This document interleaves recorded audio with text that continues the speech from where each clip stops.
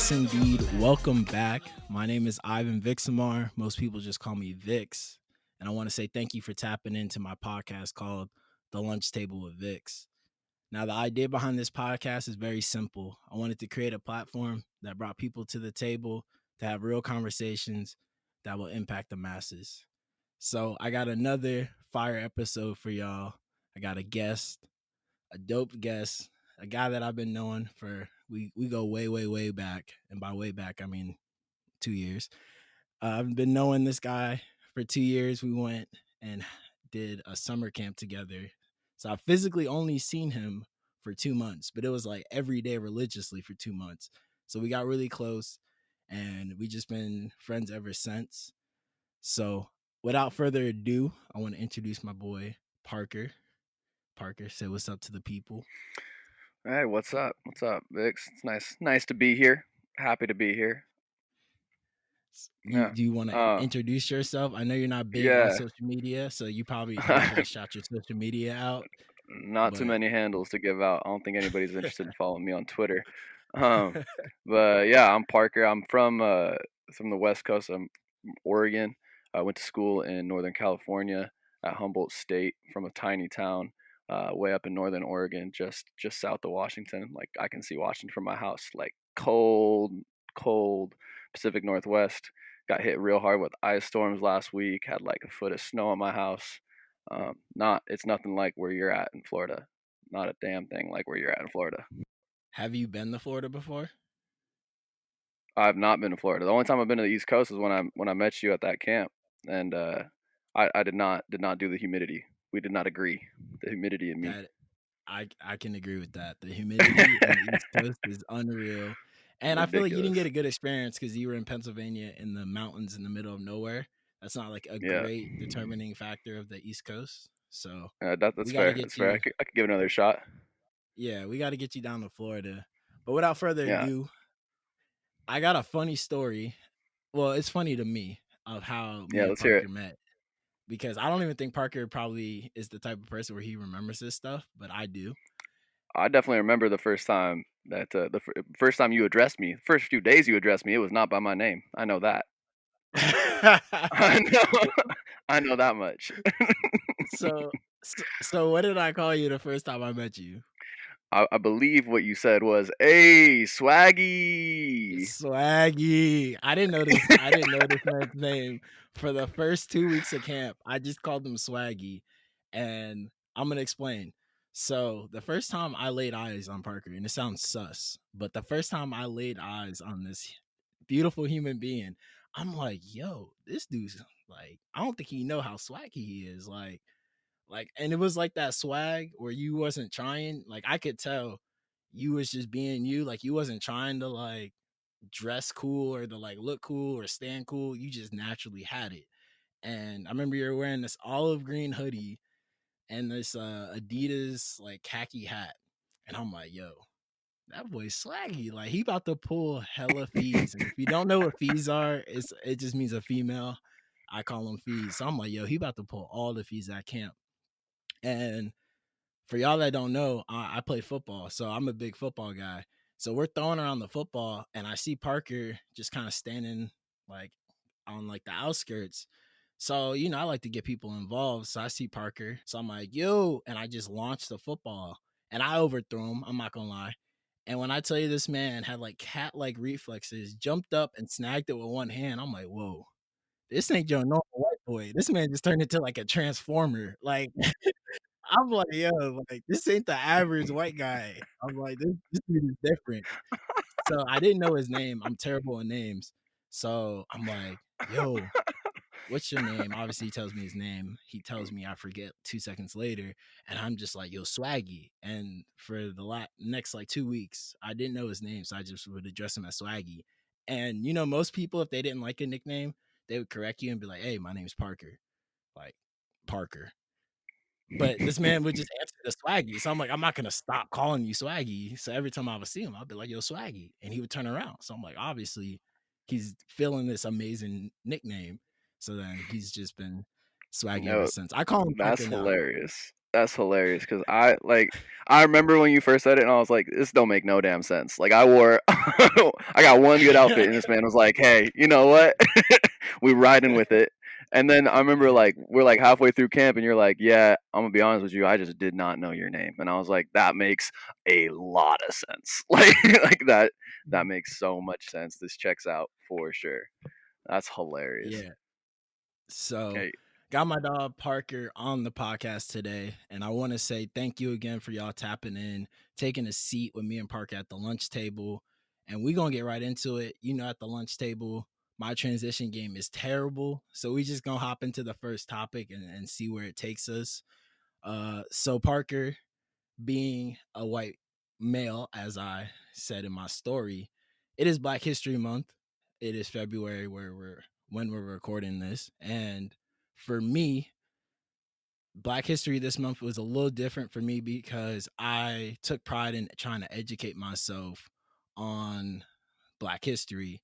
And so I have a challenge that I'm doing where every day I'm looking up a prominent Black figure and looking them up, doing a quick little bio, and then taking a screenshot and posting it on my social media just so maybe one person can look at it and be like, I don't know who this person is, and do a quick Google search and then be able to educate themselves. And mostly I'm doing it for me, but I'm like, hey, I want to do my part and try to educate other people. And I had my boy Marvin on last week, and we talked mhm, simply about how we went to private school and our schools didn't do a great job with Black History Month or just Black history in general. mhm, Um, Living in a completely different landscape of America, you're on the West Coast. How is Black history perceived over there? How is the education as far as like your high schooling with yeah. talking about Black history? Did they even bring it up? Was it something they kind of just skimmed over? Did y'all dive into it? Like, what was that experience No, like?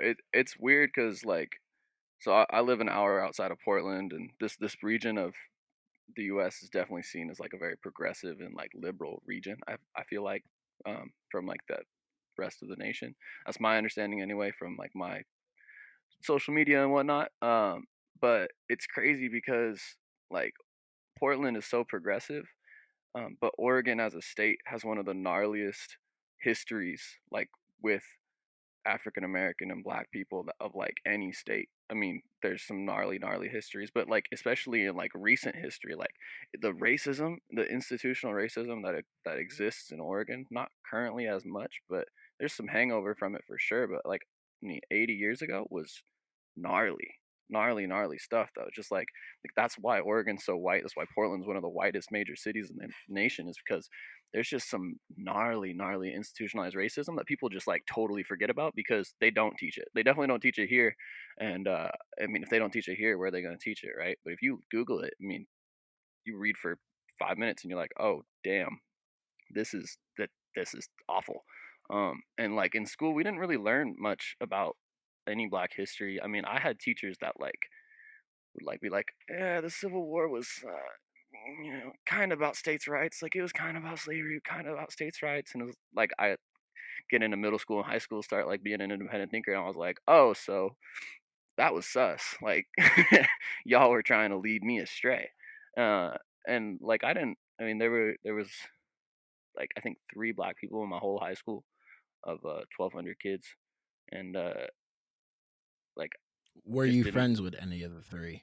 I dated one of them. I think what's most interesting about that, like for me, especially with the girl that I dated, was like once I got to college and like three out of my best, three two out of my best three friends from college are Black men, and like there's a lot of Black people on my track team. I did collegiate track, and like what I learned was like the kids that I went to high school with, like it's not like they weren't able to be Black, but they weren't, because like it was it was a majority white school. It was probably like 50% white, like 45% Mexican, and then there was like I don't know, like a few Asian kids, and then like three or four Black people. And so it's like they like weren't like they had no way to like engage in like Black culture, like especially. my girlfriend at the time. Like when she went to college, like her whole life changed. Like it was great for her, but like she just wasn't able to like engage in that whole like aspect because like there was no path for her to engage in it. It was just a really crazy thing for me to like realize when I met new people. Yeah, it was white. I mean, it was white or Latino. Like it's like your choice, but there wasn't like those were the options. You know, like there wasn't a pathway for them, which is crazy. I feel you. So Yeah. you've dated a black girl, which is that's dope. I mean, dating any woman is dope, but the fact that you got to date a black girl is cool. And like I do have those friends who are straight up like I won't date this race or that race. I've never really been that person, but for me, kind of what you explained about the environment, I just always been surrounded by like white women, Hispanic women. So it's just naturally I gravitated more towards. So I think it's cool when I see like a white guy dating a black girl. I'm like, hey, that's what's up. Cause you know, right now my girlfriend is white and half Mexican. Hmm. So I'm all for the, interracial love. Yeah, it's hella funny. I just started dating a new girl, and I was at her house with her roommates, and I don't know how it came up, but I was like, "Yeah, Sarah's the first white girl I've ever dated," and her roommate was like, "What?" No, I was like, "Yeah," because I've only had this is only my third like actual relationship, and I dated the black girl, and then I dated like she was Hawaiian, she was half Hawaiian, half white, um, but she definitely looked Hawaiian, Whoa, my guy. Hey, when I tell and you what listen, when I tell y'all he's swaggy, I'm trying to tell y'all. Y'all hear this man. He pulling all types of fees. This yeah, man was swag, and I'm not gonna talk about camp life too much, but I mm, heard some things at camp. Some fees hey, was at your feet trying to you hey, we hey, gonna keep now. that classified. We gonna keep it classified. But just I know I appreciate heard some that. stories. We Shout don't out need to that. Sarah though. We gonna Yeah, shout out Sarah, the new yeah. girlfriend. I have not met her. I have not even seen a picture of her, but you've talked to me about her, and she sounds like Mhm. an amazing person. And Yeah. I'm happy for you because you seem very happy, and it's a I'm perfect stoked. transition because I want to talk about long distance relationships. For the viewers that don't know, my love, my woman lives in Houston. So I love to tell people my heart's in Houston, which is very far from Florida. I don't know the exact mileage, but I want to say it's over like 600 miles. Parker, on the other hand, I would say he's in if I'm in a long distance relationship, you in like a minivan relationship. Like you, Yeah. you pop in the minivan and drive like It's a 70 miles, but yeah, 70 bro. It's miles a is it's still a some distance. it's a commuter relationship. Yeah, It's yeah, a he's it's a he's it's a light commuting. nice little commute. A nice little commute. So, about 70, I think 60 to 70 miles difference. Right around there. But me and Parker were talking and I kind of wanted to speak on it at the lunch table because I think it's very interesting being in a relationship where you're not physically seeing that your significant other every day or just being around them all the time. And in my case, I'm maybe seeing her at the most once a month. Usually it's every other month. We try to like take a trip, or she comes to Florida, I come to Houston, or we take a trip somewhere else together. But it's tough. It's not the easiest situation. So I kind of want to throw it to Parker. You're in a long distance kind of or commuter relationship. How do you feel as far as like do you think there are any benefits? Obviously there's some negatives, but what or maybe some advice you would want to give people who are thinking about it, who are like I can never see myself in a long distance relationship, like talk to us about that. Yeah. It's interesting. I was talking the other day about like the difference between an introvert and an extrovert, which kind of leads me into this subject. But I guess the difference between the clinical definition of an introvert is someone that recharges when they're by themselves, whereas an extrovert like recharges when they're with other people, right? So there's like a mental recharge, like a refresh. And I'm definitely, by that definition, I'm 100% without a doubt an introvert. And I think that's a big part of it for me is like having a little bit of space, having some distance. I'm I'm in my second year of paramedic school right now, and I'm gonna be a paramedic firefighter, which means that most likely I'll be working 24 hours on with 2 days off. So I'll be away a third of the time, um, with whoever I end up with, and that's a super ideal schedule to me. Like I like to be able to like remove myself a little bit. I like to like not that I like need distance, but I don't mind it. Like I appreciate distance. Like I'm the kind of person that I want to be where I'm at when I'm there. I like to live in the moment and be very present. So um if I need space, like I don't want to be around you asking for space. Like I want to when I'm with Sarah, I want to be with Sarah. But then when I need time by myself to like recharge, like I want to have that. Like I want to have that space, which is something that I think that like our society right now is like really lacking. And in my opinion, like that's why I'm not on a lot of social media platforms like you mentioned. Um, I like remove myself because I want to be when I'm away from people. I want to be away from people. I don't want to be halfway around people. And that's kind of how I feel about relationships too, to some extent. That's something that I think that Sarah is one of the first girls that I've like talked to, definitely one of the first girls I've dated that understands that like there's a lot of care, like, and she does the same thing. Like she doesn't text me back all the time, and it's like it's cool. Like it'll be a couple hours, and she might be like, "Hey, sorry, I was doing this." It's like that's fine. Like that's great. Go do your things. Like that doesn't bother me at all because like the care is there, and it's not like we're not like not talking to each other for a lack of care. We're just we got things to do, and like we don't got like she's got things to do, you know? Like, and some people like want to text all the time. That's great. And like, obviously, like you and your girl, like that works real well. And that's awesome. It's just like, I've been there. And like, for me, it like, I start to feel like crowded. And like, when I get that space, I can like start to miss the person more. And like, I look forward to seeing them more. And that's what I like. Yeah, and I think that's really dope how like y'all have that relationship, and I really think for anybody who is in a relationship, either close, long distance, I think communication is so important. And like Parker mentioned, I think it's really smart to talk to your significant other and kind of set that expectation of like kind of what you're looking for. So like in Parker's case, he's cool with the hey, like I'm busy. Like you reply when you get a chance, and I'll reply when I get a chance.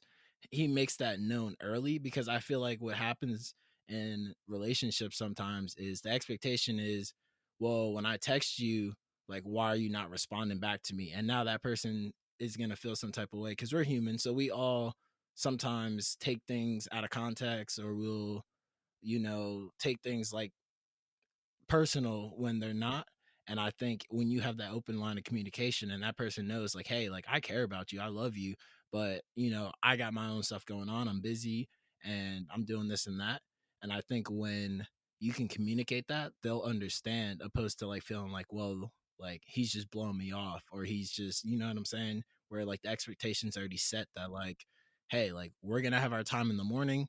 Like, if y'all know me, like personally, like y'all hit my line, y'all know like after 10:30, I don't reply.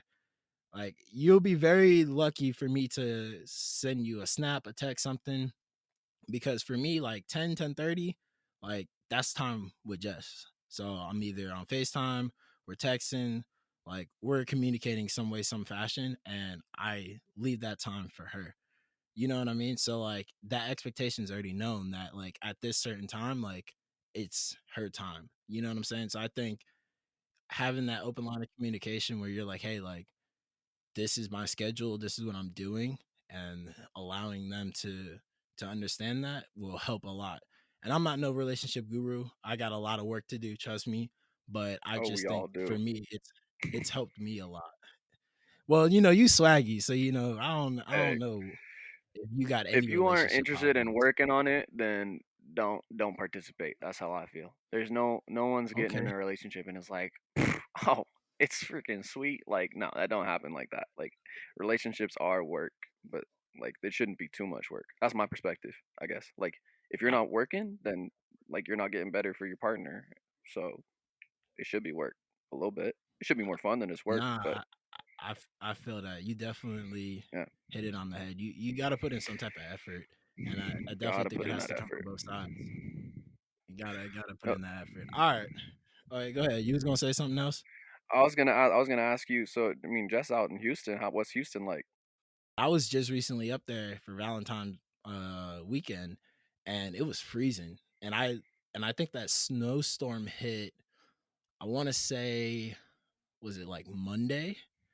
And I Something like that. left, I think I had left Sunday, and it hit, like, Monday or Tuesday, but when I was there that Oh weekend, damn. it was freezing. It was, like, 35 degrees, which is unreal for Texas, especially around that time, like, Hmm. it's never that cold, and she's like, "It's supposed to snow, but there's no way it's gonna snow, it never snows here, these weather apps, da da da da da," and literally as soon as I leave, they start like canceling flights. And she's like, it's actually snowing. Like it's snowing here.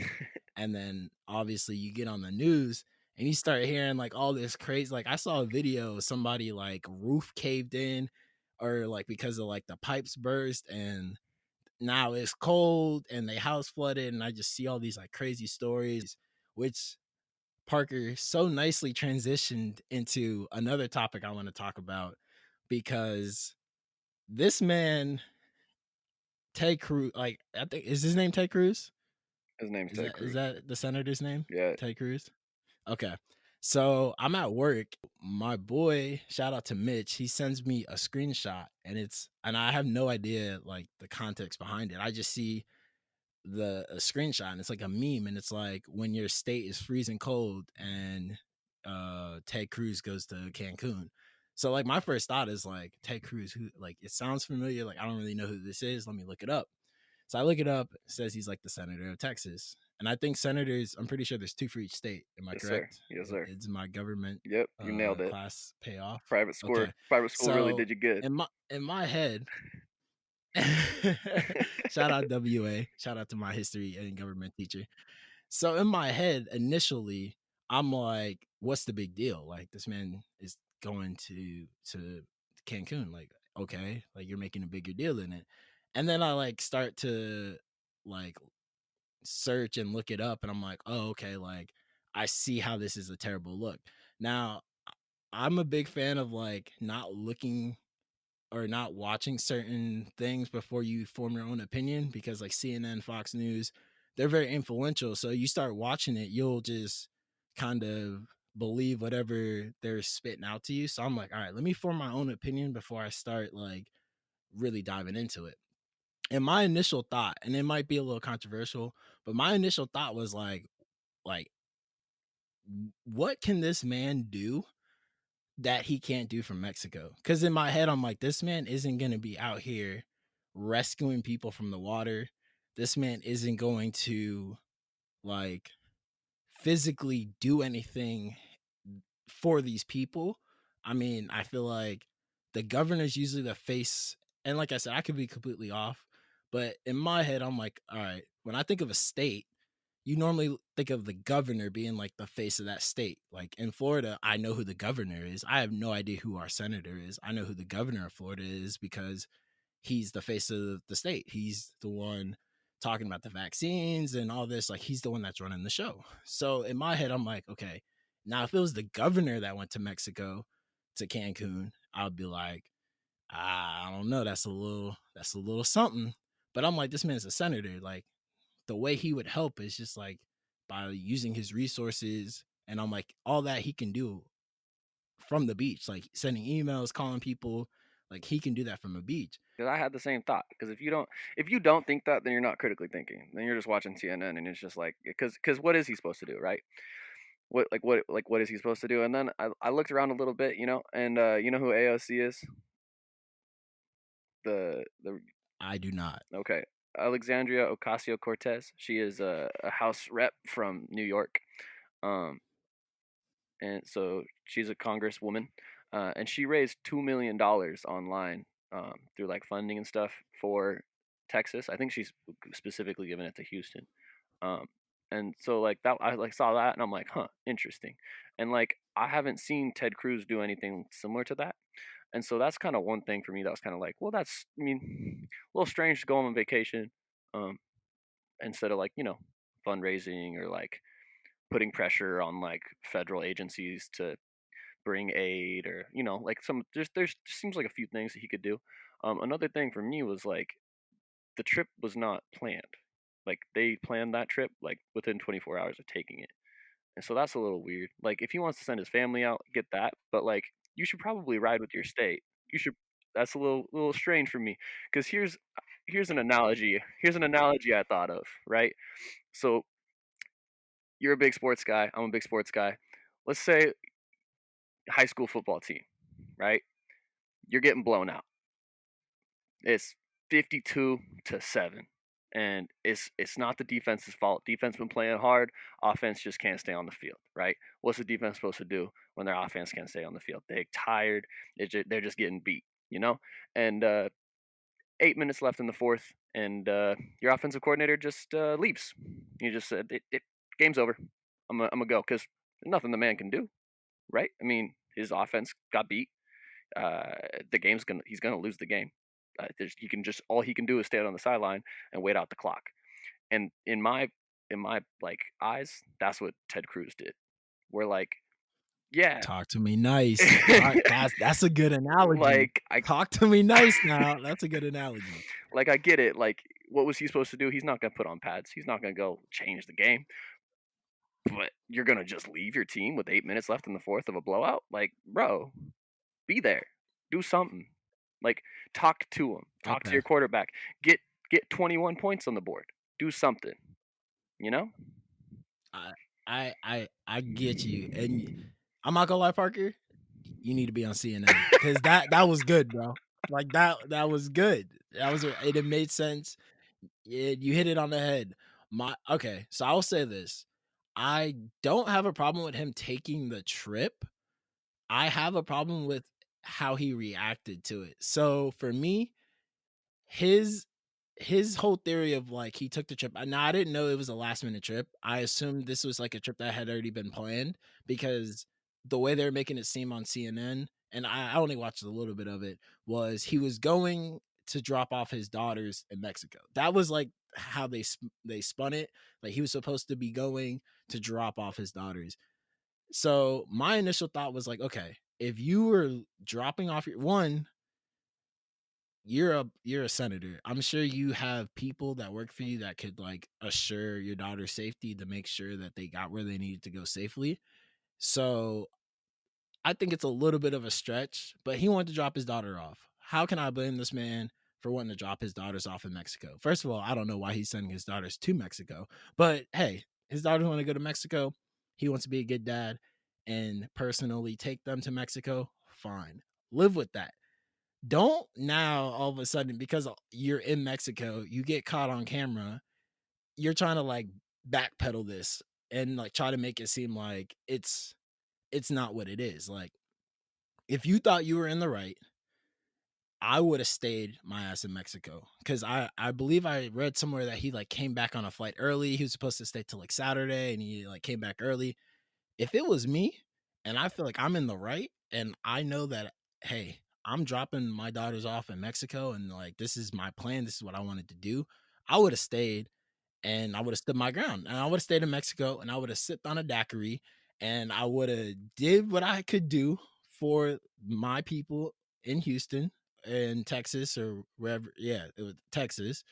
And I would have stayed in Mexico because I'm like, hey, I'm not doing anything wrong. But the fact that this man all of a sudden, when the pressure gets applied, he starts like backpedaling and then like changes his flight and does all this. To me, it makes it seem like he knew he was in the wrong. You know what I'm saying? Like he knew, like, oh yeah, like I jagged. So let me go ahead and like try to like recover this, if that makes sense. No, absolutely. Like I mean, and also like if we're just talking about like you're literally just transporting your daughters, um dude has a wife and she is more than capable of getting on a plane with her daughters and flying to Cancun and spending the week there. Like I get it. Of course he wants to go too. I understand that. I don't want to go to Cancun. Um, you have a responsibility to your state and your constituents to stay there, in my opinion. And like that's the thing for me is like that's not. I mean, and it's like if that was your plan, then dude, yeah, write it. Like say this was what I was gonna do. This is why I did it, and stay there. Don't double back on it. Don't play that whole game where, oh, I came back. Look at me, I'm here now. Because bro had a whole suitcase. Yeah, His like, plan I'm was the not, hero. I can his plan. That was my thing. CNN, bro, CNN is so bogus, bro. They had this man with his belongings, like his suitcase and everything, and then they had the weather comparison. So they had the weather in Houston and then the weather in like Mexico, and it was like 32 degrees in Houston and like 82 in Mexico, and they're just like going in on this man. And I'm like, yo, they really flaming this man. So I'm just like, yo, that's crazy that this man was just like, oh yeah, I'm gonna come back early. Like that was gonna make it better. Like, fam, you packed for 5 days. Like, like, you didn't have a carry-on. You checked the bag. Like, come Right? on Yeah, now. exactly. You're Like not checking a if bag. you're going overnight, you got a backpack. Like what? Who? Yeah, no, exactly. Yeah, I think it's crazy. My last thing that I want to talk to you Yeah. about, though, But it I got one last go thing. ahead, go ahead. Yeah. I'm gonna take a hard left. We're gonna switch it up. Uh, All star teams. You see the all star teams? You see who the starters Oh, are? yeah. You see who the starter? You see who the starter isn't? I just got done. I just got done listening to Undisputed, Mm, and I don't even Dame want to didn't hear make it. it. I don't even want to hear what Skip had to say. I refuse to watch that show. That man is ignorant beyond belief. Uh, I I'm all right. So I'll sum it up for you. Skip was actually on Dame's side. He said there's no No. way Dame should be left off that starting roster. My take with the All Star thing is the NBA is an entertainment industry, so it is all about entertainment. The fans wanted Luca because Luca won the fan vote. So as a business, if I am the NBA, I am giving the fans what they want because they are spending the money. Yes, it's terrible because you're putting Dame in a bad spot because now you're not rewarding his hard work and putting him in a position that he deserves to be in. But at the same time, it's like you're a business and these fans want to see Luca. So it's like I to me, it's tough. Dang, man, I really I gotta get you back on, man. It it went so fast, man. Like it went crazy. I'm a big fan of respecting people's time, and again, I want to say thank you for everybody tuning in because I know there's a lot of things you could be tuning into. There's Netflix, there's other YouTube videos, there's other professional podcasts, but you decided to tap in and listen to me and Parker conversate at the lunch table. You know, I always like to leave y'all with a little something. And I would have Parker shout out his social media, but he's not really big on social media. And you know, I don't want to get trouble with Sarah. So shout out Sarah. I'm not gonna do it to you. I'm gonna let Parker be mysterious. Y'all don't have to know what this man looks like, but just know he is swaggy, Big swag. clearly by the nickname that I gave him. And yeah, so Sarah, shout out to you. I'm keeping your man under wraps. He's not getting no shout outs, not from me. But I will shout out my Instagram because why not? So y'all can go follow me at the lunch table with Vix underscore after each word and DM me any topics, any questions that you may have or want to hear next time on the podcast. I got to give a shout out to Parker for coming on here. I did not pay him. I begged and pleaded and this man gave me an hour of his time, so I really do appreciate it. And yeah, I like to always end the podcast with something positive, something encouraging. And I found a quote from Michael Jordan and I really liked it, and I want to say it really slowly in dramatic fashion for you so that it sounds better. MJ said, I cannot accept failure. Oh shoot. I read that so wrong. All right, so I'm doing it again and hopefully the dramatic the dramatic Yo. All right, I'm gonna act like that didn't happen. So I'm gonna say Hey, it if at again first you don't succeed, and try and try again. Am I right? Parker, this is my podcast, and you're not gonna correct me. All right, Hey, you're not gonna try to outdo me with a quote. I said we're doing a hey, quote from Michael Jordan. We're not doing your Pacific Northeast, West, South longitude, whatever y'all call y'all area. We not doing them quotes over here. All right. yeah, I Okay. Michael Jordan said, "I can accept failure. Everyone fails at something, but what I cannot accept is not trying." Wow. I mean, if that doesn't motivate you, I don't know what will. Michael Jordan said it, guys. I didn't say it. I'm just reading it in very dramatic fashion. But Michael Jordan said it, and he was pretty successful. So go out there, try everything, live out your dreams, because it's just a dream until you live it. So go out there, man, be inspired, live your life, enjoy your life. And like always, more life, more blessings. And I know y'all heard that school bell. You need to get back to class. Lunch is over. Class is dismissed. I love y'all. Peace.